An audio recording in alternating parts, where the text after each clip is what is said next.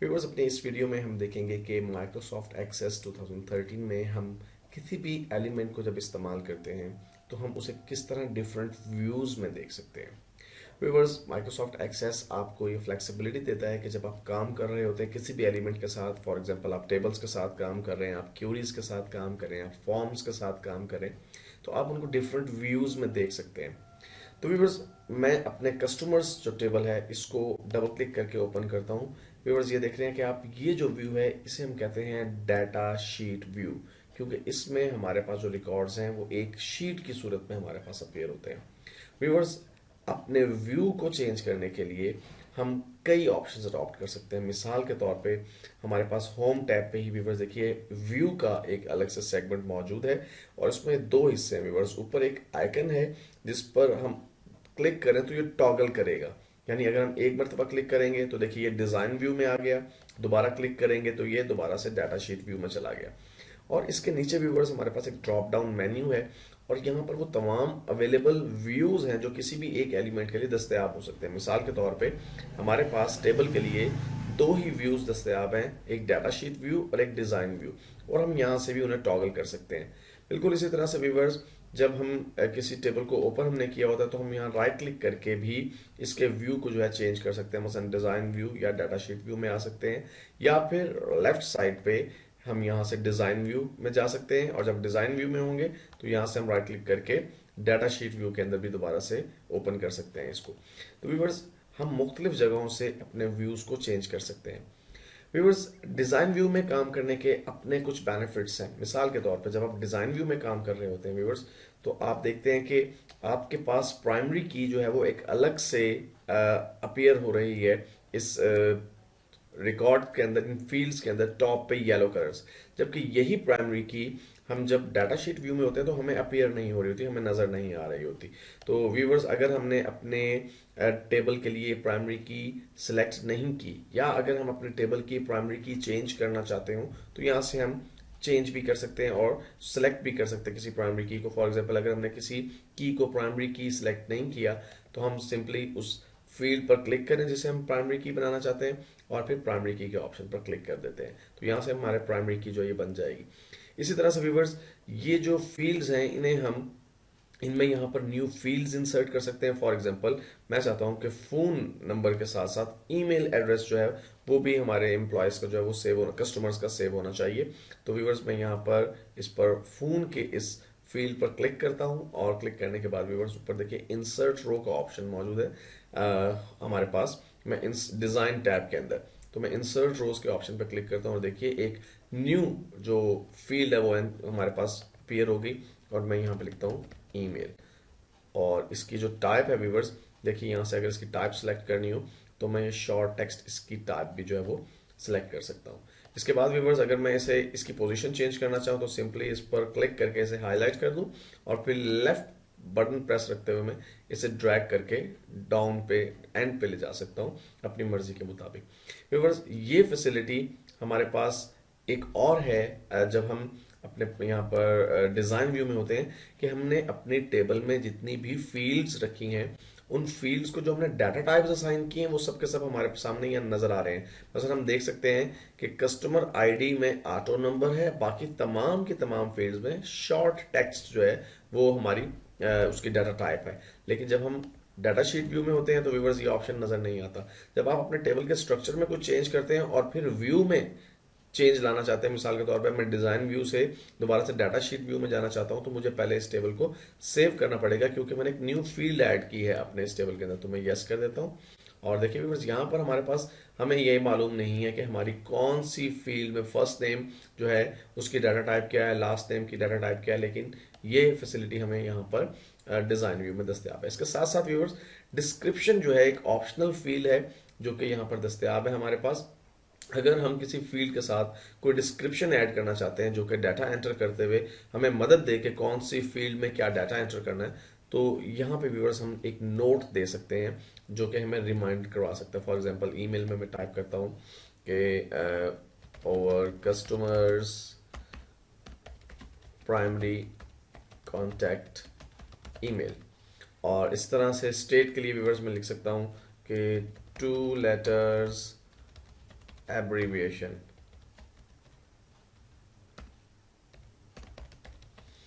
तो व्यूअर्स हम यहाँ पर नोट्स दे सकते हैं जो कि हमें रिमाइंड करवाएंगे कि किस तरह से आपने कौन सी फील्ड में क्या इंफॉर्मेशन ऐड करनी है।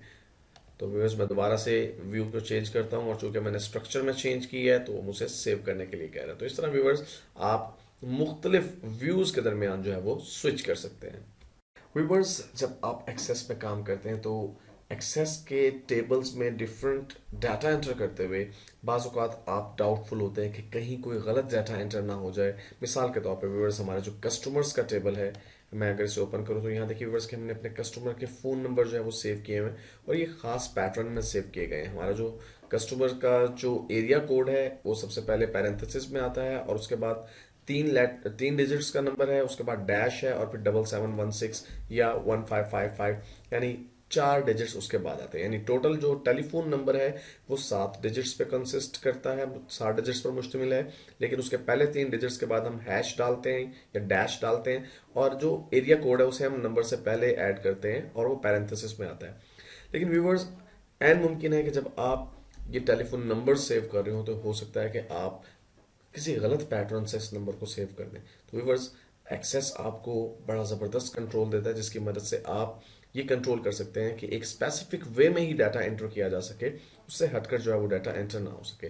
तो व्यूवर्स मैं इस कस्टमर टेबल के डिज़ाइन व्यू में जाता हूँ, क्योंकि जब आप इस तरह से डाटा को कंट्रोल करना चाहते हैं, डाटा के इनपुट को कंट्रोल करना चाहते हैं, तो फिर आपको मास्क यूज करना पड़ते हैं। तो व्यूवर्स यहाँ पर देखिए फोन नंबर्स की जो फील्ड है मैं इसे सिलेक्ट करता हूँ, और यहाँ व्यूवर्स देखिए इनपुट मास्क का ऑप्शन हमारे पास नीचे प्रॉपर्टीज में आ रहा है।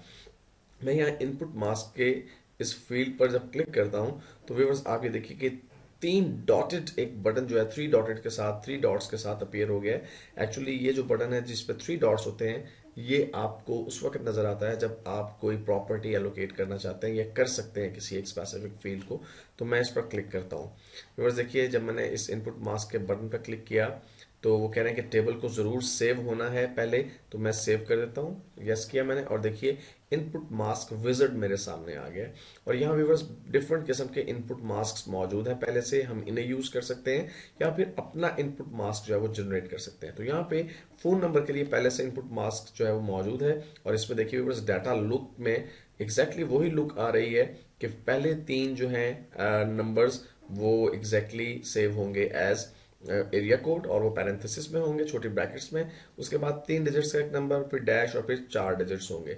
तो अगर मैं इसे ट्राई करना चाहूँ तो व्यूवर्स यहाँ पर जब मैं क्लिक करता हूँ तो देखिए वो मुझे बता रहा है कि आप जब नंबर एंटर करेंगे तो फॉर एग्जांपल मैं 555 मैंने 3 नंबर एंटर किए और वो एरिया कोड में सेव हो गए। उसके बाद 444 वो 3 डिजिट्स जो हैं वो सेव हो गए, और उसके बाद डैश ऑटोमेटिकली आ जाएगा, और फिर कोई भी 4 नंबर में इसमें ऐड कर सकता हूं। तो एक्चुअली मुझे जब मैं टेलीफोन नंबर्स एंटर कर रहा हूँगा तो मुझे अपने नम पैड से, अपने न्यूमेरिक पैड से उंगलियां हटाने की जरूरत नहीं है डैश या ब्रैकेट्स डालने के लिए, क्योंकि ये इनपुट मास्क ऑटोमेटिकली ये सब चीजें जो है वो एंटर कर देगा। मैं इसके बाद नेक्स्ट पर जब क्लिक करता हूँ व्यूअर्स तो यहाँ पे बेसिकली मैं कुछ एडिटिंग कर सकता हूँ। व्यूअर्स देखिए ये मुझे बता रहा है कि ये आपका जो इनपुट मास्क है उसमें जो 999 है व्यूवर्स, ये वैल्यूज ये नंबर्स को जाहिर कर रहा है, लेकिन 9 का मतलब है कि ये ऑप्शनल वैल्यू है, यानी इसको आप एंटर कर भी सकते हैं और इसे आप स्किप भी कर सकते हैं। 0 का मतलब भी नंबर्स है, लेकिन 0 का मतलब है एक लाजमी नंबर, यानी ये वैल्यू आपको लाजमी एंटर करना होगी, लेकिन ये वैल्यू ऑप्शनल है। उसके बाद व्यूवर्स प्लेस होल्डर करेक्टर, यानी जब आप नंबर एंटर कर रहे होंगे तो वहां पे अंडरस्कोर आ रहा होगा, आप उसकी जगह फॉर एग्जांपल अगर डैश रखना चाहें तो देखिए अगर मैं इसे ट्राई करता हूं तो अब प्लेस होल्डर जो है वो डैश की सूरत में हमारे पास आ रहा है। हम काम इससे वैसे ही लेंगे, लेकिन अब अंडरस्कोर की जगह डैश आ रहा है। तो मैं दोबारा से इसे अंडरस्कोर कर देता हूं। मैं नंबर यहाँ पे पूरा मुझे एंटर करना पड़ेगा, तो मैं पूरा नंबर एंटर करता हूँ और यहाँ से दोबारा से इसे चेंज करके अंडरलाइन पर रिवर्स चला जाता हूँ, क्योंकि मुझे अंडरस्कोर जो है उसी को सिलेक्ट करना है।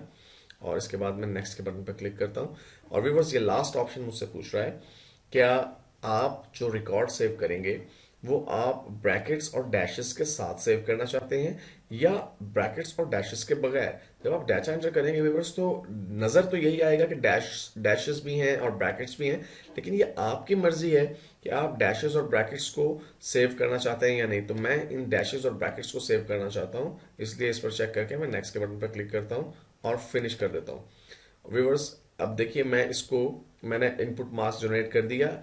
मैं दोबारा से व्यू चेंज करता हूँ, लेकिन पहले मुझे टेबल सेव करने का जो है वो ऑप्शन आएगा। मैंने टेबल को सेव किया।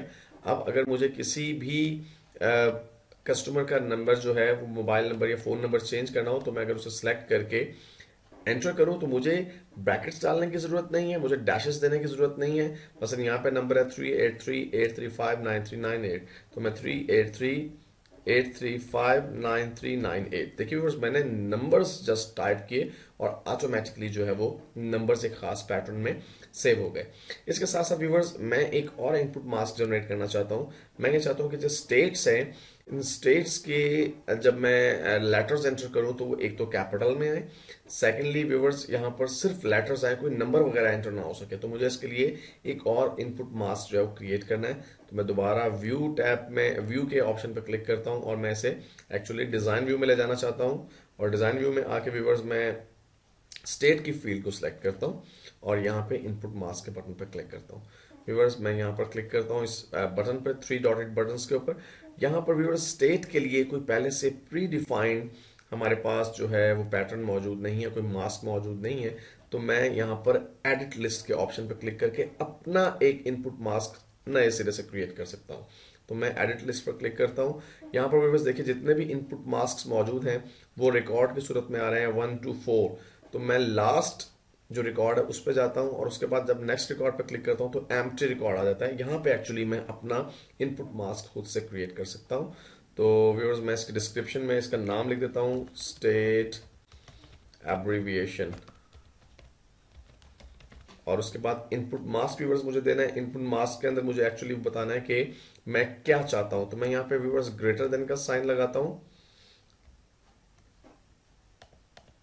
मुझे इसको बिल्कुल स्टार्ट पर लाना है। मैं ग्रेटर देन का साइन लगाता हूँ। ग्रेटर देन का साइन लगाने का मतलब ये है कि जो भी डाटा एंटर होगा वो कैपिटल्स में हो जाएगा। और फिर मैं यहाँ पे शिफ्ट के साथ डबल एल का मतलब ये है कि 2 लेटर्स होंगे, 2 अल्फाबेट्स होंगे और वो लेटर्स होंगे, यानी वो नंबर्स नहीं हो सकते। तो बेसिकली ये जो मेरा इनपुट मास्क है वो बता रहा है कि इस फील्ड में जो भी टेक्स्ट एंटर किया जाएगा वो 2 लेटर्स होंगे और वो कैप्स में होंगे और वो लेटर्स होंगे, नंबर्स नहीं हो सकते।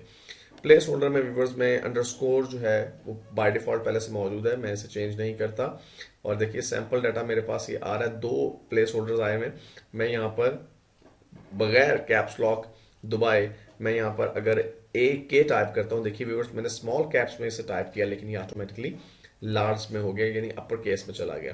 तो मैं यही चाहता हूँ, इसलिए व्यूअर्स मैं इतना करने के बाद इसको कंप्लीट करता हूँ।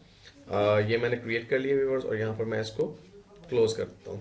और यहाँ पे व्यूअर्स देखिए कि हमारे पास स्टेट एब्रिविएशन का एक जो इनपुट मास्क विजिट है वो नजर आ रहा है। मैं इसको सिलेक्ट करता हूँ, नेक्स्ट के बटन पर क्लिक करता हूँ। इनपुट मास्क ठीक है, प्लेस होल्डर करेक्टर जो है मैं अंडरस्कोर सेलेक्ट कर लेता हूँ। नेक्स्ट में व्यूअर्स एक्चुअली मेरे पास विद या विदाउट सिंबल का यहाँ पे ऑप्शन जो भी है वो रखने की जरूरत नहीं, क्योंकि यहाँ सिर्फ लेटर सेव होने, इससे फर्क नहीं पड़ता कि मैं इसे विद सिंबल्स करूँ या विदाउट सिंबल्स करूँ, इसलिए मैं नेक्स्ट के बटन पर क्लिक करके फिनिश कर देता हूँ इसे। और व्यूअर्स अब अगर मैं अपने कस्टमर्स के टेबल में डाटा शीट व्यू में जाऊं, लेकिन इससे पहले मुझे सेव करना होगा इस टेबल को, तो मैं यस करता हूं। और मैं किसी भी कस्टमर की स्टेट को अगर चेंज करूं, फॉर एग्जांपल क्या जी ए है, मैं यहाँ पे अगर ए के करूं तो मैं स्मॉल कैप्स के अंदर लिख रहा हूं और ये automatically all caps upper case में आ रहा है। और अगर मैं यहाँ पे नंबर टाइप करूं व्यूअर्स तो नंबर टाइप ही नहीं होता, तो मैं यहाँ पे स्टेट ही टाइप कर सकते हो। तो इस तरह व्यूअर्स आप इनपुट मास्क की मदद से अपने डाटा के इनपुट को कंट्रोल कर सकते हैं। व्यूअर्स, जब आप डाटा एंटर कर रहे होते हैं अपने टेबल्स में और बाज़-औक़ात एक ऐसी फील्ड होती है जो ज़्यादातर रिकॉर्ड्स में सेम होती है। मिसाल के तौर पर व्यूअर्स, आप अपने कस्टमर्स के जो रिकॉर्ड हैं वो एंटर कर रहे हैं और आपके मेजॉरिटी ऑफ कस्टमर्स जो हैं वो एक स्पेसिफिक स्टेट से बिलोंग करते हैं। फॉर एग्जांपल वो लॉस एंजलिस से बिलोंग करते हैं या टेक्सास से बिलोंग करते हैं। तो व्यूअर्स आप ये चाहते हैं कि बाय डिफॉल्ट जब हम एक नया कस्टमर ऐड करें तो पहले से एक डिफॉल्ट स्टेट उसकी जो है पहले से मौजूद होनी चाहिए, और अगर हम उस स्टेट को चेंज करना चाहें तो चेंज भी कर सके। तो एग्जैक्टली एक ऐसा ऑप्शन हमारे पास मौजूद है डिफॉल्ट वैल्यू का। तो मैं सबसे पहले अपने कस्टमर्स के टेबल को ओपन करता हूं। मैं डायरेक्टली इसे डिजाइन व्यू में भी ओपन कर सकता था। अब व्यूअर्स मैं यहाँ से डिजाइन व्यू में जाता हूँ और डिजाइन व्यू में व्यूअर्स जिस फील्ड के लिए मुझे डिफॉल्ट वैल्यू सिलेक्ट करनी है। फॉर एग्जांपल मुझे स्टेट के लिए डिफॉल्ट वैल्यू सिलेक्ट करनी है। मैं स्टेट को सिलेक्ट करता हूँ और यहाँ व्यूवर्स देखिए कि हमारे पास डिफॉल्ट वैल्यू का ऑप्शन मौजूद है, प्रॉपर्टी मौजूद है। मैं इस पर क्लिक करता हूँ और यहाँ पे अगेन हमारे पास वही 3 डॉट्स का एक बटन मौजूद है, 3 डॉटेड बटन। मैं इस पर क्लिक करता हूँ, हमारे पास एक्सप्रेशन बिल्डर जो है वो ओपन हो जाता है। बिकॉज एक्सप्रेशन बिल्डर के अंदर जाके हम वो डिफॉल्ट वैल्यू एंटर कर सकते हैं जो कि हम चाहते हैं कि पहले से मौजूद हो जब हम कोई नया रिकॉर्ड एंटर करने लगे। तो मैं यहाँ पे टाइप करता हूँ is equal to inverted commas, और फॉर एग्जांपल मैं चाहता हूँ कि यहाँ पे पहले से लॉस एंजलिस जो है वो एंटर हो, कैपिटल एल और ए में एंटर कर देता हूँ व्यूअर्स, और इन्वर्टेड कॉमर्स को क्लोज कर देता हूँ और उसके बाद ओके कर देता हूँ। व्यूअर्स इतना करने के बाद मैं दोबारा से जाता हूँ अपने डाटा शीट व्यू में, लेकिन चूंकि मैंने टेबल के स्ट्रक्चर में चेंजेस किए हैं इसलिए मुझे चेंजेस को सेव करना पड़ेगा। और व्यूअर्स मैं एक नया रिकॉर्ड ऐड करना चाहता हूँ, तो देखिए लास्ट में न्यू ब्लैंक रिकॉर्ड का ऑप्शन हमारे पास मौजूद है, जहाँ से हम रिकॉर्ड्स में स्विच कर सकते हैं। तो मैं इस पर क्लिक करता हूँ और मैं टैब का बटन प्रेस करता हूँ। देखिए व्यूअर्स पहले से स्टेट के जो हमारी फील्ड है या कॉलम है उसमें पहले से LA यानी लॉस एंजलिस लिखा हुआ आ रहा है। तो मैं यहाँ पे इसको चेंज भी कर सकता हूँ, लेकिन अगर चेंज ना करना तो जस्ट मैं स्किप कर जाऊँ और नेक्स्ट वैल्यू पर जा सकता हूँ।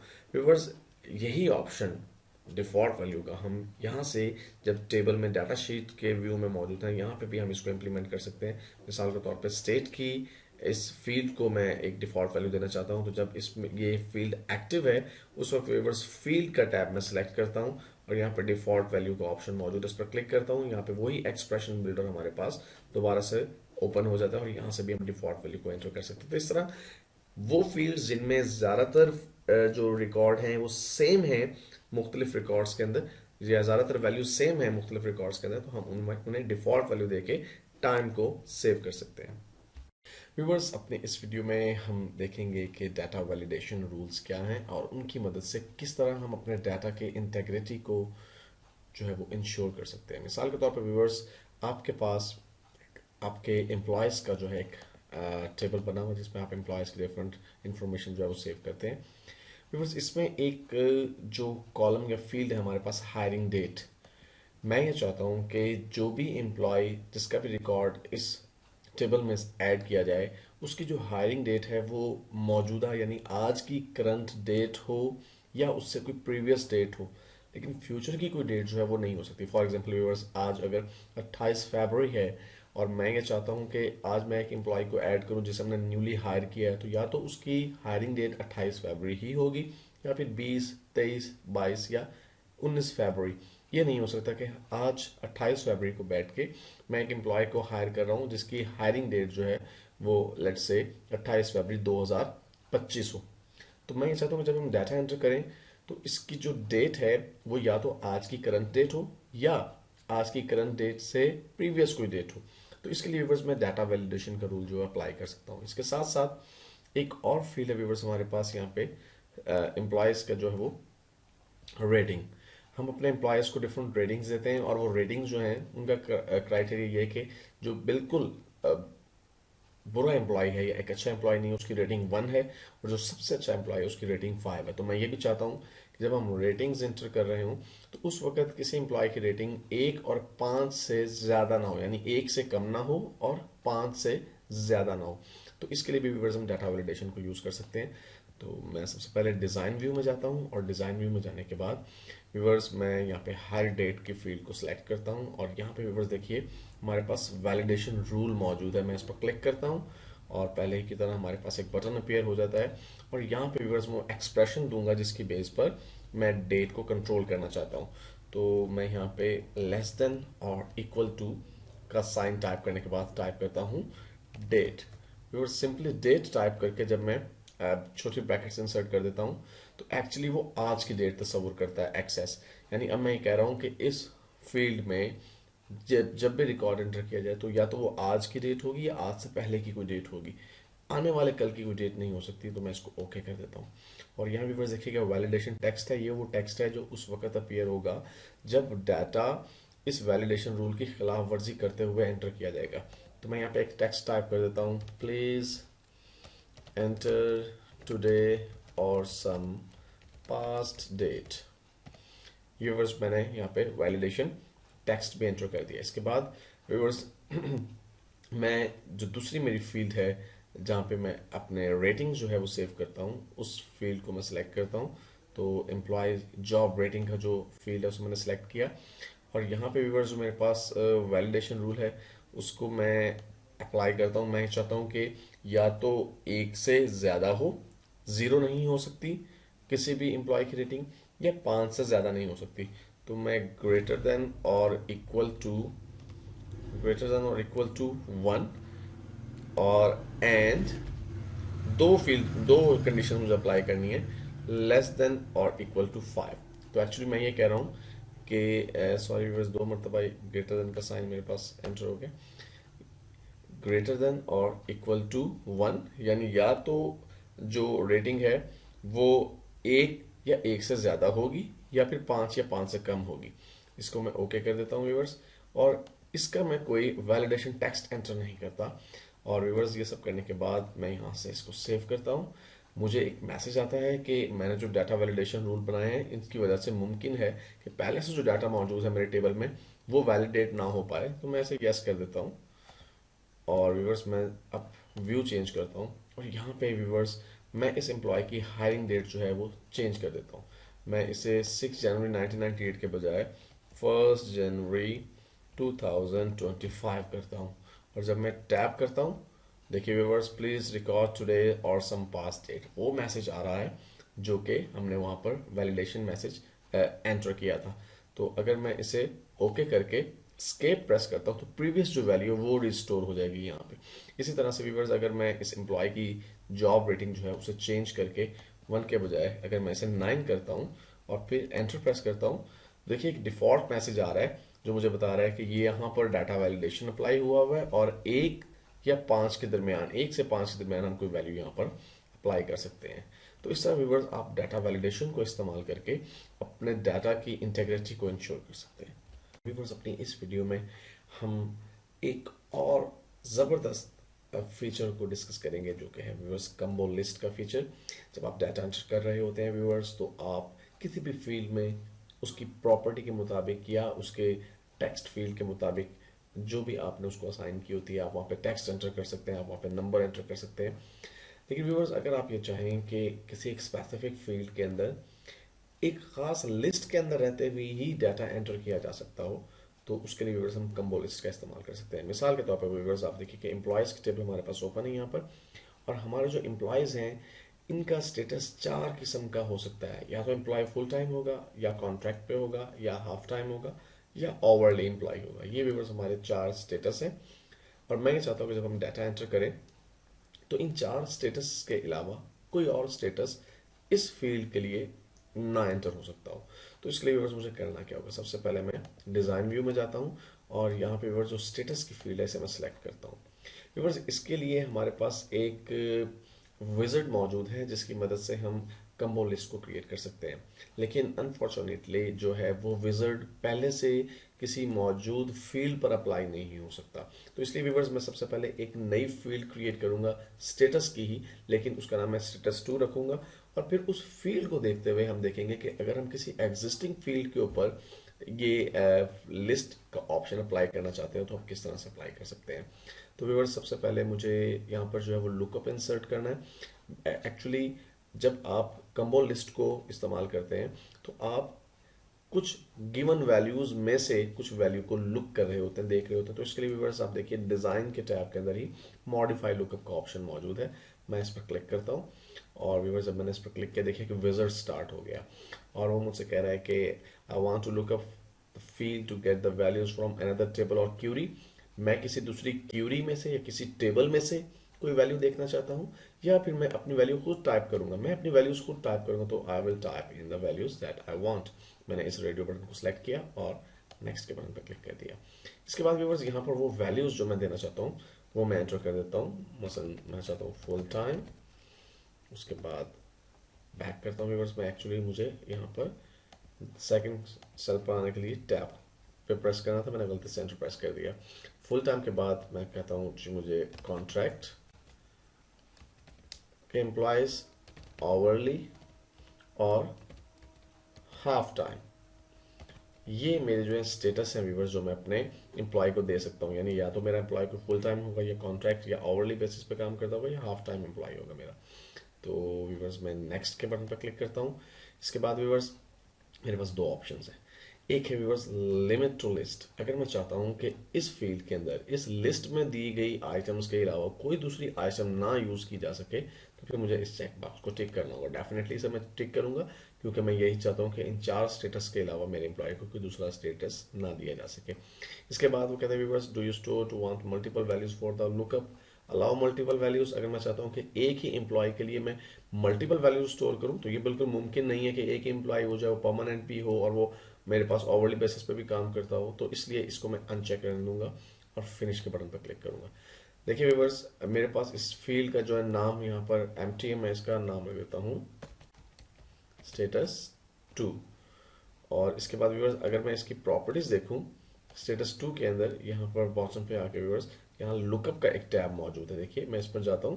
व्यूवर्स इसकी प्रॉपर्टी ये है कि ये डिस्प्ले कंटेंट में कम्बो बॉक्स है, वैल्यू लिस्ट है, और यहाँ पे वो लिस्ट आ रही है जो कि हमने वहाँ पर टाइप की थी। इसके बाद व्यूवर्स मैं इसे सेव करता हूँ, और सेव करने के बाद दोबारा से डाटा शीट व्यू में जाता हूँ, और यहाँ पे व्यूवर्स मेरे पास जो स्टेटस 2 का एक नया फील्ड जो है वो एंटर हो चुका है। तो मैं इस पर क्लिक करता हूँ और देखिए व्यूवर्स एक ड्रॉप डाउन लिस्ट बन गई है, जिसमें half time, full time, hourly और कॉन्ट्रैक्ट एम्प्लॉयज जो है वो 4 ऑप्शंस ही मेरे पास यहाँ पर आ रहे हैं। तो इस तरह से व्यूवर्स हम एक drop down list, combo list या लुकअप लिस्ट जो है वो क्रिएट कर सकते हैं। अब व्यूवर्स जबकि हम देख चुके हैं कि किस तरह से हम जो है एक विजिट को यूज करके एक नई फील्ड क्रिएट करके उसके अंदर लिस्ट को यूज कर सकते हैं, तो व्यूवर्स हम यही प्रॉपर्टीज अपने प्रीवियस जो स्टेटस वाली फील्ड है उसको भी दे सकते हैं। तो मैं स्टेटस की फील्ड जो प्रीवियस एक्चुअल फील्ड है उसको मैं सिलेक्ट करता हूँ और यहाँ पे लुकअप पे आ जाता हूँ व्यूवर्स।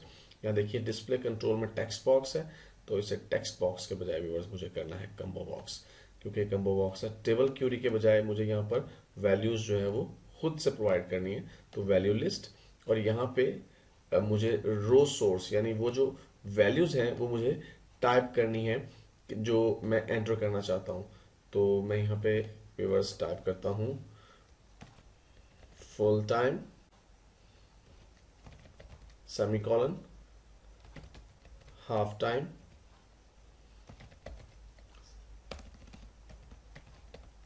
सेमीकोलन, सेमीकोलन का मतलब है कि ये ऑप्शन कंप्लीट हो गया। थर्डली ओवरली सेमीकोलन और फिर कॉन्ट्रैक्ट।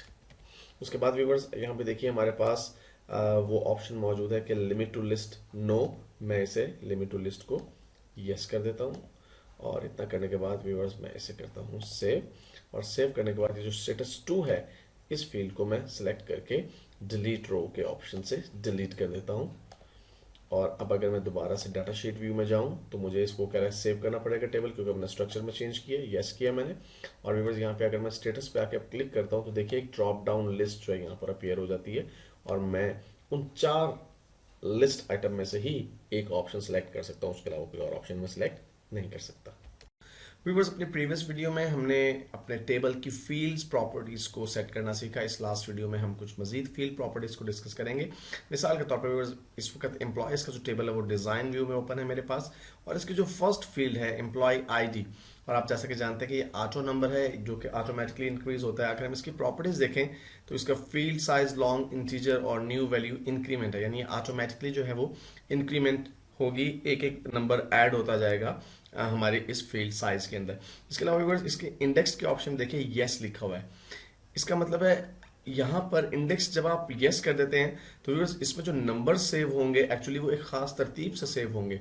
आप जानते हैं कि इंडेक्स का मतलब ये होता है कि किसी भी चीज को अगर आप ढूंढना चाहें तो उसे इंतहाई आसानी से ढूंढ सकें। आपने बुक्स के स्टार्ट पे इंडेक्सेस देखी होंगी जहां से आप किसी भी चैप्टर पे, इवन किसी भी चैप्टर में किसी स्पेसिफिक टॉपिक पे अगर जाना चाहते हो तो आप उस इंडेक्स की मदद से इंतहाई आसानी से चले जाते हैं। तो एक्चुअली व्यूअर्स जब आप एक्सेस की टेबल्स में डाटा को सेव करते हैं और बाद में उस सेव्ड डाटा में से कुछ डाटा आप रिट्रीव करना चाहते हैं क्यूरी की बेस पे, तो उस वक्त अगर डाटा इंडेक्स्ड हुआ होगा तो बहुत आसानी के साथ, तेजी के साथ एक्सेस उसमें से आपका रिक्वायर्ड डाटा आपको प्रोवाइड कर सकेगा।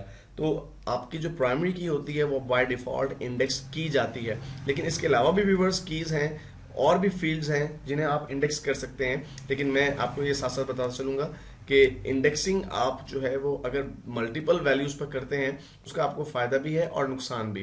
व्यूअर्स यहाँ पे फायदा तो ये है कि अगर आप इंडेक्सेस मल्टीपल वैल्यूज पर करते हैं, फॉर एग्जांपल आप फर्स्ट नेम के ऊपर इंडेक्स कर देते हैं, अब इस सूरत में जब आप फर्स्ट नेम की बेस पे कोई चीज सर्च करेंगे तो वो जल्दी रिजल्ट जनरेट हो जाएगा। लेकिन व्यूअर्स इसका नुकसान क्या होगा? नुकसान ये है कि आपके डाटाबेस पर अनड्यू बर्डन पड़ेगा। जब आप फाइल को सेव करेंगे तो हर मर्तबा वो इंडेक्सेस को अपडेट करेगा। इसके लिए व्यूअर्स आपका जो डाटाबेस है वो समटाइम्स स्लो काम करने लगता है, इसलिए हम अमूमन एक ही जो फील्ड होती है हमारी उसको हम इंडेक्स किया करते हैं। इसके बाद व्यूअर्स आप देखिएगा फर्स्ट नेम है, फर्स्ट नेम के अंदर फील्ड साइज जो है वो 255 है।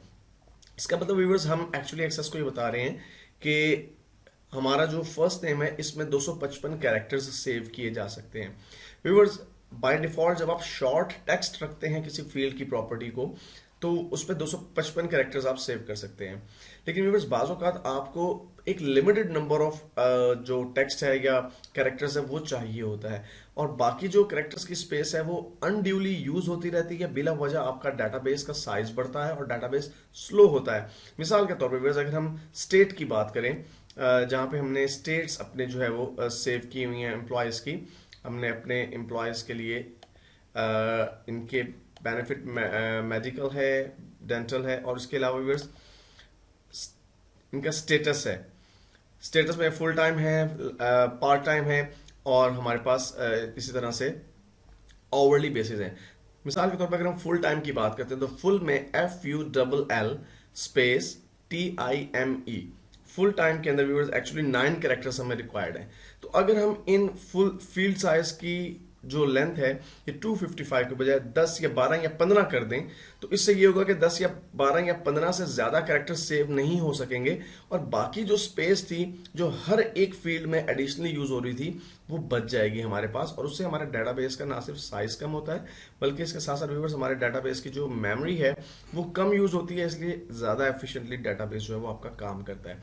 इसके बाद व्यूअर्स यहाँ पे हर फील्ड प्रॉपर्टी के साथ आप हर फील्ड के साथ प्रॉपर्टी में देख रहे हैं कि रिक्वायर्ड का ऑप्शन है। रिक्वायर्ड ऑप्शन नो का मतलब ये है कि अगर आप डाटा एंटर करते हुए इस फील्ड में कोई डाटा एंटर नहीं करेंगे तो भी आपका डाटा सेव हो जाएगा, लेकिन अगर आप इसका रिक्वायर्ड यस कर देंगे तो फिर जब तक इस फील्ड में कोई डाटा इनपुट नहीं दिया जाएगा उस वक्त तक आप उस रिकॉर्ड को सेव नहीं कर सकेंगे। मिसाल के तौर पे मैं फर्स्ट नेम की बात करता हूं तो मैं इसको रिक्वायर्ड में यस कर देता हूं। मैं चाहता हूं कि एटलीस्ट जब मैं अपने एम्प्लॉयज का डाटा सेव कर रहा हूं तो फर्स्ट नेम जो है वो लाजमी तौर पे एंटर करूं, और इसके साथ साथ मैं चाहता हूं कि लास्ट नेम भी मैं लाजमी तौर पे एंटर करूं, तो इसलिए मैं रिक्वायर्ड यस कर देता हूं। और जैसा मैंने कहा कि आप किसी भी फील्ड को इंडेक्स कर सकते हैं, किसी भी अपने जो रिकॉर्ड में या आपके जो डाटा के अंदर आपने फील्ड्स बनाई हैं टेबल्स के अंदर किसी भी फील्ड की बेस पे इंडेक्सिंग कर सकते हैं, लेकिन ज़्यादा बेहतर यही है कि आप सिर्फ प्राइमरी की बेस पर इंडेक्स करें। तो व्यूअर्स अपने इस चैप्टर में हमने अपने टेबल्स में मौजूद जो डिफरेंट फील्ड्स हैं उनको डिस्कस किया।